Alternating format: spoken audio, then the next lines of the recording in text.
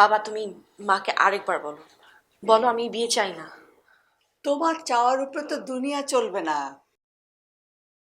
অপু ও তো বিয়েটা করতে চাইছে না। এখন কি ওর চাওয়া না চাওয়ার সুযোগ আছে?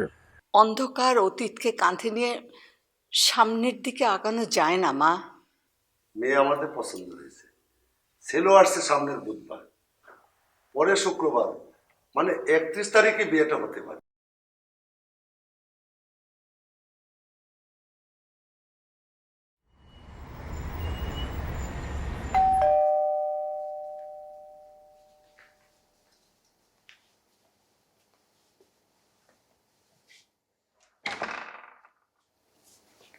আসসালামু আলাইকুম। ওয়ালাইকুম আসসালাম।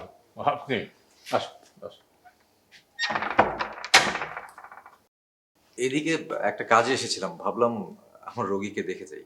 ও আচ্ছা, আপনি বসুন, আমি রুনাকে দেখে দিচ্ছি। জি। বসুন।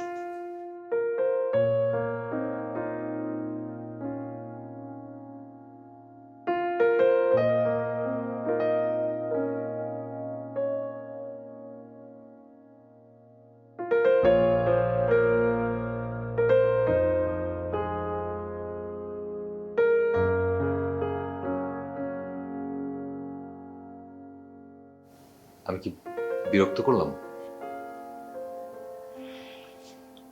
চা খাবেন? আমি আমি চা খেতে আসিনি।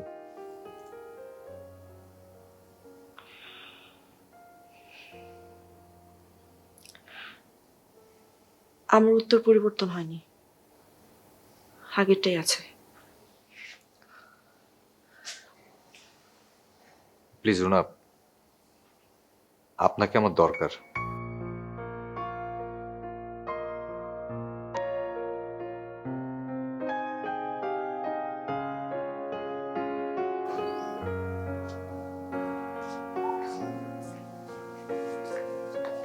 ওই ডাক্তার রোজ রোজ এ বাড়িতে কেন আসে?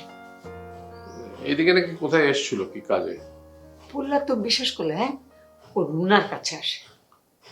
তোমার কথা জিজ্ঞেস করলো।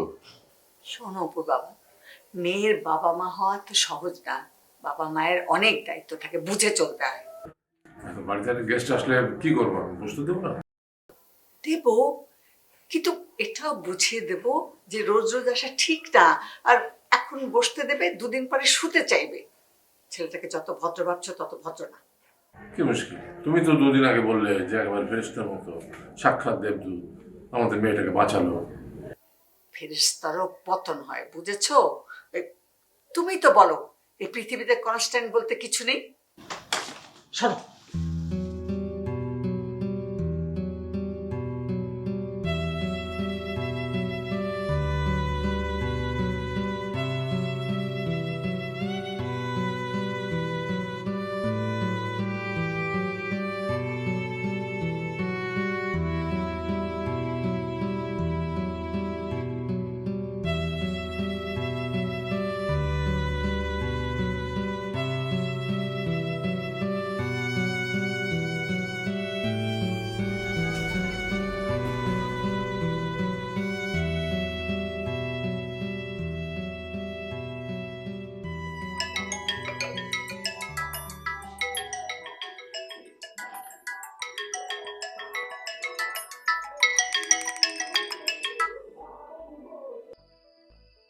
বড় সারপ্রাইজ, আপনি তো চিটাং গিয়ে আমাকে ভুলেই গেলেন ভাই। না না, তা হবে কেন? এখানে এসে অফিসের কাজে একটু ব্যস্ত হয়ে গিয়েছিলাম। তারপর বলেন। আহ, আপনি চিটাগং কবে আসবেন? কাল আসবো এক সময়। না মানে ওই আপনি ফ্রেট ফরওয়ার্ডিং এর ব্যবসার কথা বলছিলেন। হ্যাঁ হ্যাঁ হ্যাঁ, ওটাই তো, আপনাকে নিয়েই তো এগোতে চাচ্ছি। জি, আমি ওয়েট করছি। ক্লাবে টাবে যাচ্ছেন? না না, এখন নিজেকে একটু নিয়ন্ত্রণ করার চেষ্টা করছি। এমনিতেই ফ্যামিলিতে অনেক ঝামেলা, এর মধ্যে মানে আমার ছোট বোনের বিয়ে, এই সব কিছু মিলে একটা ঝামেলার মধ্যে আছে। আমি আমি কি কোনো হেল্প করতে পারি? না মানে একটু টাকা পয়সা ঝামেলায় আছে। কত দরকার বলেন। না মানে আপনার আগের টাকাটাই তো এখনো শোধ করতে পারলাম না। একসাথে যখন ব্যবসা করছি কোথাও না কোথাও দিয়ে শোধ হয়ে যাবে, বুঝতেই পারবেন না। বলেন কত দরকার। ওই 5 লাখ 5 এক। ওয়েল, কাল পেয়ে যাবেন। আমার চিরাং অফিসের একজন গিয়ে আপনাকে কাল দিয়ে আসবে। থ্যাংক ইউ ভাই, ভীষণ ভীষণ উপকার হলো। No mention please. কাল কথা হবে। Good night. Good night. তুমি কার কাছ থেকে আবার টাকা লোন করছো? ওই আমার এক বন্ধুর কাছ থেকে। কোন বন্ধু? আছে, তুমি চিনবে না। এমনিতে এত টাকা লোন আছে আগে থেকে, আবার লোন করছো, শোধ করতে পারবে তো? আস্তে আস্তে শোধ করে দেবো। কিভাবে আস্তে আস্তে শোধ করবে? ওই তো এই জন্যই তো একটা সাইড বিজনেসের কথা ভাবছিলাম। ওই রাকিবের সঙ্গে? অপু দেখো, তুমি এমনিতে নানাবিধ ঝামেলার ভিতরে আছো, প্লিজ নতুন করে আর কোনো ঝামেলা বাঁধিও না। আমি কি করব বলো? দীপুর ঝামেলা, রুনার চিকিৎসা, এখন রুনার বিয়ে, আমি তো কোনো দায়িত্ব অ্যাভয়েড করতে পারবো না। আমি তোমাকে বলেছি তো, গয়নাগুলি আমি রুনাকে দিয়ে দিচ্ছি রুনার বিয়েতে। না, সেটা সম্ভব না।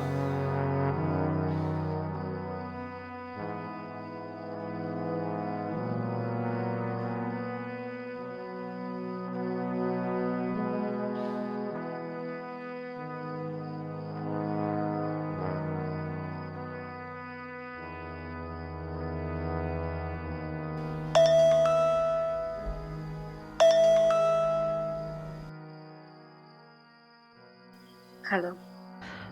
কেমন আছেন? অসাধারণ। এর চেয়ে বেশি ভালো থাকা সম্ভব না। এভাবে বলছেন কেন? কিভাবে বলবো বলেন?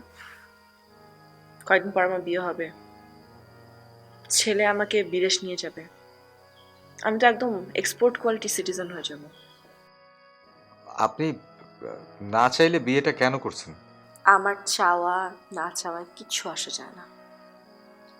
আমার মনে হয় না এই জীবনে আর কোনোদিন আমার মতামত দেওয়ার কোনো ক্ষমতা থাকবে। আমাকে দাওয়াত দেবেন না? মা আপনাকে আর পছন্দ করে না। কেন? আপনি যে আমার জীবন বাঁচিয়েছিলেন সেই জন্য। মানে? মায়ের ধারণা আপনি আমার জন্য বিপজ্জনক। মানে কেন কেন উনি এরকম ভাবলেন? আমার মায়ের একটা আধিপত্যিক ক্ষমতা রয়েছে, উনি অনেক কিছুই আগে থেকে কাজ করতে পারেন। আসো বাবা। আচ্ছা, আমি রাখছি, আপনি ভালো থাকুন। হ্যাঁ।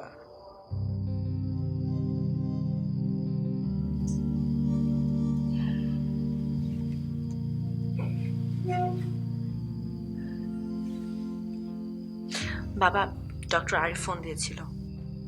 আমি তো সে কথা জিজ্ঞেস করিনি রে মা।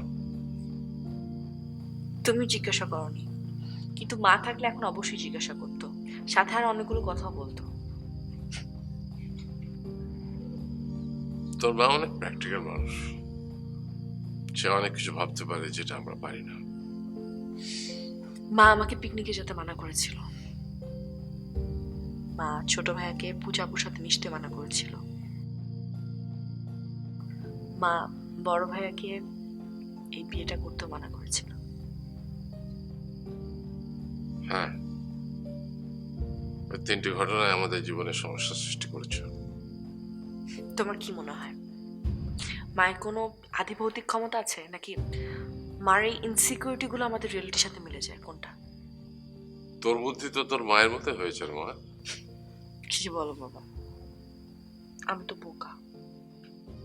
ভাস্কর হেনরি মুর বলতেন, তিনি ভাস্কর্য বানাবার সময় মানুষের মাথাটা খুব ছোট করে ঘুমাতেন। হেনরি মুর মনে করতেন যে বেশি চালাক মানুষ সভ্যতার জন্য ক্ষতিকর। চালাক মানুষ নিজের জন্য করে, সে স্বার্থপর। যে অন্যের জন্য করে তাকে আমরা বলি বোকা মানুষ। পৃথিবীতে আসলে কিছু বোকা মানুষ থাকা দরকার, যারা শুধু নিজের কথা না, অন্য মানুষের কথা ভাববে।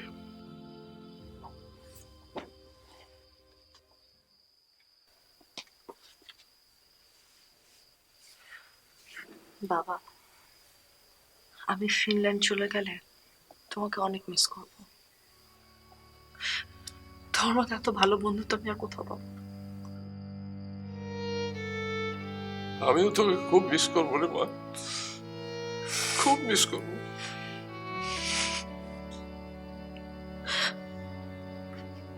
বাবা আমাকে ক্ষমা করে দিও, আমি ক্ষমা করে দিও। আমি তোকে বিশ্বাস করি, আমি তোকে সম্পূর্ণ বিশ্বাস করি মা, তোর কোনো দোষ নেই, আমি বিশ্বাস করি। আমি তোকে অনেক ভালোবাসি বাবা, অনেক ভালোবাসি।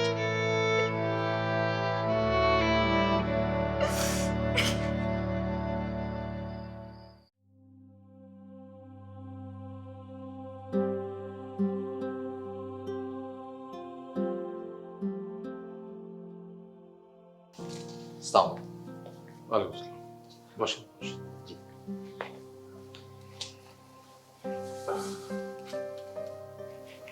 কেমন আছেন? আর থাকা বাবা, একটার পর একটা ঘটনা যেভাবে ঘটে যাচ্ছে, ভালো থাকাটাই তো কঠিন হয়ে যাচ্ছে। আমি একটা কথা বলতে চাই। বলেন। আপনাদের যদি আপত্তি না থাকে, আমি রুনাকে বিয়ে করতে চাই।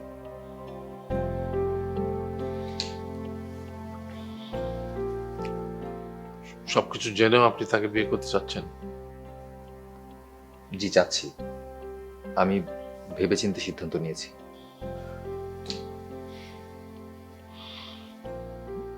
আমার ওই রুনার মায়ের সাথে একটু কথা বলতে হবে, অপুর সাথেও কথা বলা দরকার।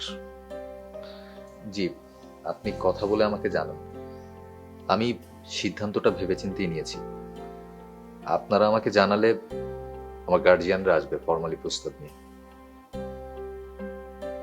ঠিক আছে, আমি কথা বলছি।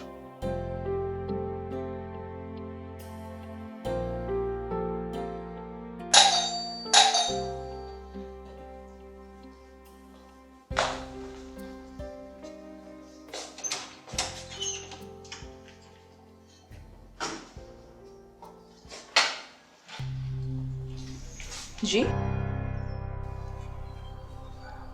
তুমি এখানে? আসিফ সাহেব আছেন? তোমাকে এখানে আসতে কেন হলো রাকিব? একটা জরুরি কাজ ছিল। আমি তোমাকে বলেছি Rakib to stay out of my family. তোমার কথা কি বুঝতে পারছো না তুমি আমার? কে রসিদ?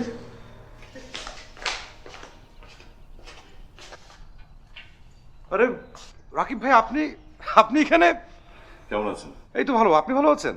চিরাঙে আসলাম, ভাবলাম আপনার সঙ্গে দেখাটা করিয়ে যাই। না না, খুব ভালো করেছেন। আসুন, ভেতরে আসুন। না না, ভেতরে না, বাইরেই বসি। এত সুন্দর নেচার ঢাকায় তো সেটা রেয়ার হয়ে গেছে। আচ্ছা আচ্ছা, আসুন আসুন।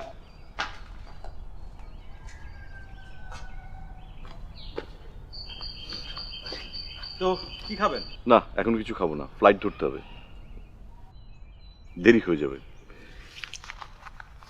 এটা রাখুন, এখানে 5 আছে। Thank you so much. খুব ঝামেলায় ছিলাম। নো প্রবলেম, দেরি হয়ে যাবে, এখন উঠবো। সে কি একেবারেই কিছুই না খেয়ে যাবেন? আজ আর ভাবিকে কষ্ট দেব না, অন্য আরেকদিন। আজ উঠি, আসি তাহলে। ওকে, থ্যাংক ইউ। Thanks lot. ভাবি আসি।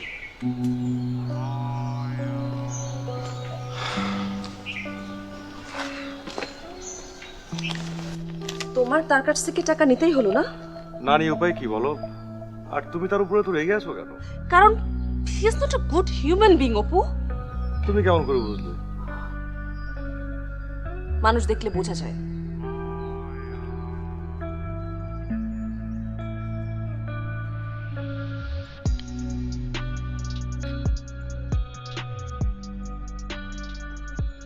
আমার ছেলে নির্দোষ।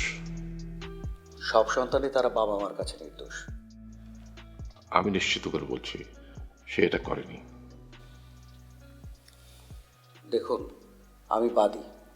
একটা অভিযোগ করেছি, এখন তাকেই প্রমাণ করতে হবে যে সে নির্দোষ। কিন্তু আমি জানি পূজা তার সঙ্গে যায়নি, সে নিজেই পালিয়ে পালিয়ে বেড়াচ্ছে। সে জানে না পূজা কোথায়। দীপু আমার অনেক ক্ষতি করেছে, আমার মান সম্মান ধুলায় মিশিয়ে দিয়েছে। সমাজে আমি মুখ দেখাতে পারছি না। ছেলেটার ভবিষ্যৎ নষ্ট হতে বসেছে। ওর লেখাপড়া সব বন্ধ হয়ে গেছে। আজ এখানে কাল সেখানে সে পালিয়ে পালিয়ে বেড়াচ্ছে। পূজা তার সঙ্গে নেই। কিন্তু দীপু জানে পূজা কোথায় আছে, সেই খবর সে আমাকে দিক, আমি কেস তুলে নেব। সে তো জানে না পূজা কোথায়। জানে, দীপু নিশ্চয়ই জানে, কারণ পূজার সাথে তার যে সম্পর্ক তার না জানার কথা না। আপনি বিশ্বাস করেন? দেখুন, আমি আইনজীবী, আইনের নিজস্ব কিছু নিয়ম আছে। আবেগ দিয়ে আইন চলে না, আইন চলে তার নির্দিষ্ট প্রমাণ ও যুক্তি দিয়ে। কিন্তু আইন তো মানুষের জন্যই, আইনের জন্য তো মানুষ নয়। দেখুন, আইন আছে বলে এই সমাজ এখনো বসবাসযোগ্য, মানুষ শান্তিতে বসবাস করতে পারছে। আলফ্রেড নোবেল যখন ডিনামাইট আবিষ্কার করেছিলেন, তখনও তিনি ভাবেননি যে কতটা ধ্বংসাত্মক কাজে এটা ব্যবহৃত হতে পারে। মানে? রক্ষীর হাতের লাঠি আর বানরের হাতের লাঠি এক নয়। আসি।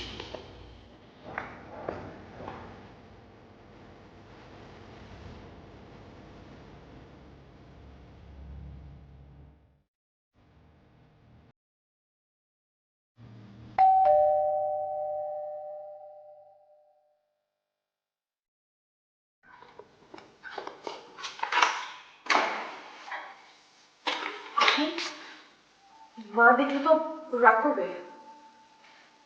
আমি ওনাকে বেরিয়ে যেতে দেখছি।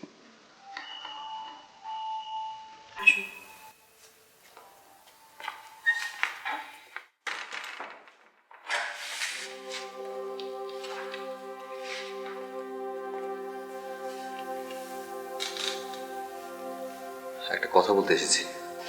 বলুন। আপনি তো এই বিয়েটা করতে চান না। হ্যাঁ, বিয়েটা আমি করতে চাই না। তাহলে পালিয়ে যান। কোথায় পালিয়ে যাব? আপনি আমার সাথে চলেন না, আমরা আমরা দূরে কোথাও চলে যাই। আপনি পাগল হয়ে গেছেন। হ্যাঁ, আপনার ট্রিটমেন্ট দরকার। আপনি একটা ভালো ডাক্তার দেখান। জাস্ট 3 দিন পর আমার বিয়ে। আপনি একটা মাটির ফুলদানি নিয়ে না আমার বিয়ে অ্যাটেন্ড করবেন। মাকে আমি বলবো আমি আপনাকে ইনভাইট করেছি। ঠিক আছে?